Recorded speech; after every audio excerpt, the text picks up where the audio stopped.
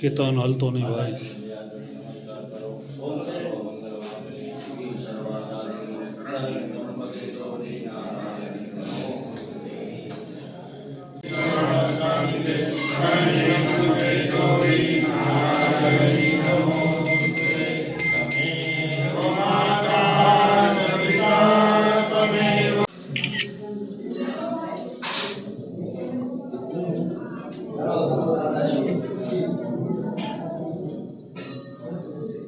જી sir, આજે અંબાજીના દર્શન કરીએ, શું કહેશું?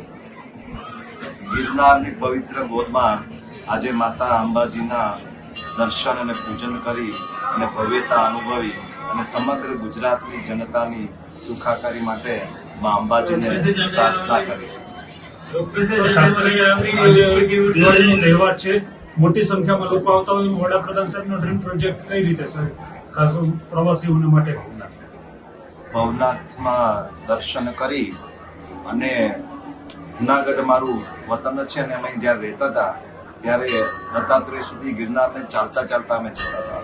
પરંતુ એક ટુરિઝમ વિકાસને વેગ આપવા માટે અહીંયા એક રોપવેનું ખૂબ જ સરસ મજાનું આયોજન થયું છે. ત્યારે હવે માતા અંબાજીના દર્શન પણ લોકોને, વૃદ્ધોને અને બાળકોને પણ ખૂબ સહેલાઈથી થઈ શકે એ માટે આ રોપવેનો વિકાસ થયો છે અને સમગ્ર દેશમાં આજે જુનાગઢ એક પર્યટન વિકાસના હબ તરીકે ઉપસી આવ્યું છે.